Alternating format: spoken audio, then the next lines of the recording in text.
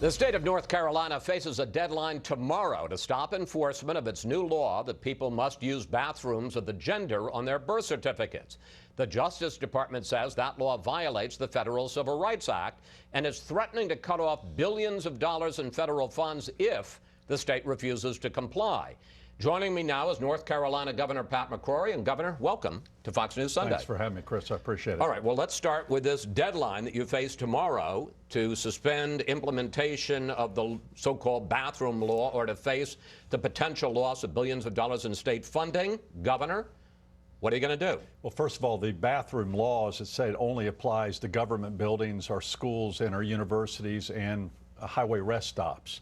It doesn't apply to anyone in the private sector. In fact, our ruling says that the government shouldn't make bathroom laws for anyone in the private sector. Understood. That's up to the private sector. What I asked for Friday, was an extension. They gave the 9th largest state in the United States, the Civil Rights Division of the Justice Department, 3 working days to respond to a pretty complex letter and to a pretty big threat.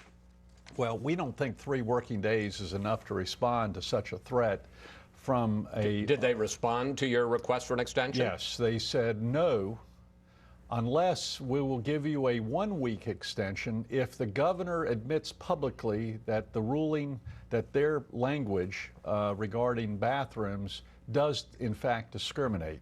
Well, I'm not going to publicly announce that something discriminates, which is agreeing with their letter, because we're really talking about a letter in which they're trying to define gender identity, and there is no clear identification or a definition of gender identity. It's the federal government being a bully. It's making law.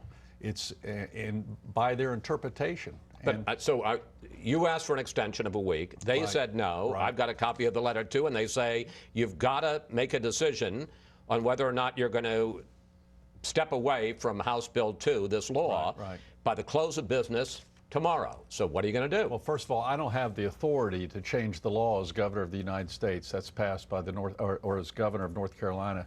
That is made by the North Carolina legislature. So they've already made one unrealistic expectation. And second, they've also sent a letter to our universities, and our university by state law has to go to the Board of Governors, which cannot meet till Tuesday. So this unrealistic deadline by the federal government is quite amazing to the 9th largest state, but I'll make a decision within the next 24 hours on how to respond to them. I believe I have till 5 o'clock tomorrow. And how are you going to decide?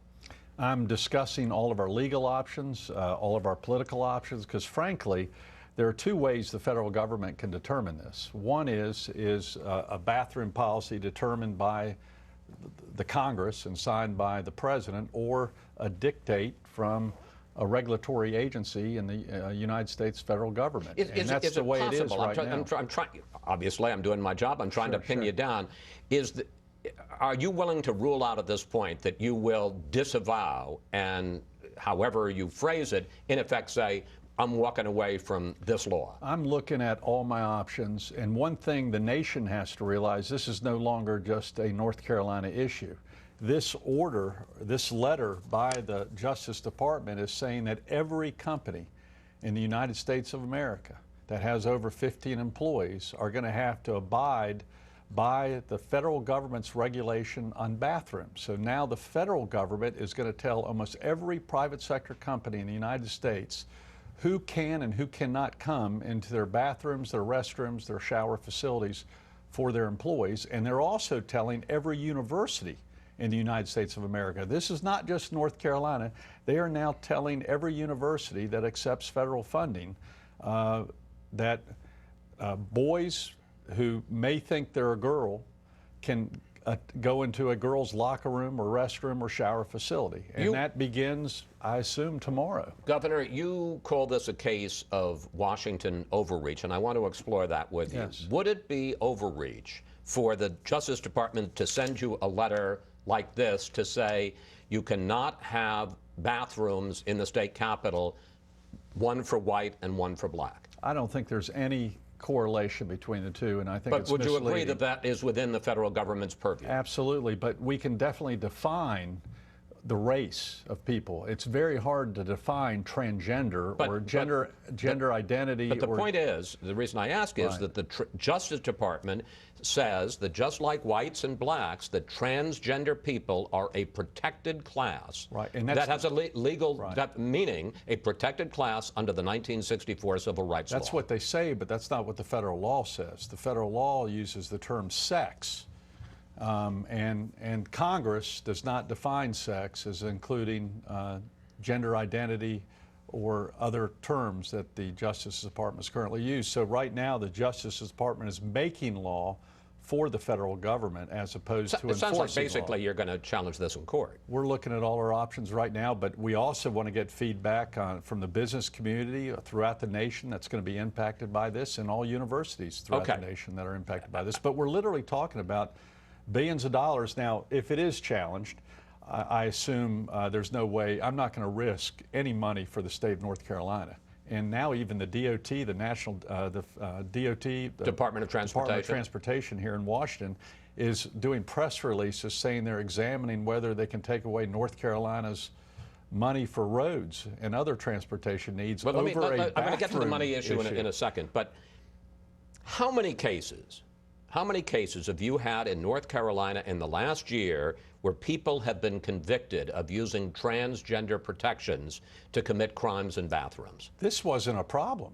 That's the point I'm making. This is the Democratic Party and the left wing of the Democratic Party. But have there been any cases of this? Not that I'm aware of. Have there been any cases in the last 5 years? Why did the Democratic Party in Houston, Texas? But I guess the question is, forgive me if I may, sir, No. why not just then let it go? If there's not a case of Because transgender people going in and molesting little girls. I haven't used that at all. This is an issue of expectation. Well, you did say a boy who thinks he's a girl going into a girl's bathroom. And that's where there's an expectation of privacy. When you go into a restroom or your wife goes into a restroom, you assume the only other people going to that restroom or shower facility is going to be a person of the same gender. That's been an expectation of privacy that all of us have had for years. But if there's no problem, then why pass the law in the first place? There can be a problem because the liberal Democrats are the ones pushing for bathroom laws, and now President Obama and one of my successors as mayor of Charlotte wants government to have bathroom rules. I'm not interested in that. We did not start this on the right.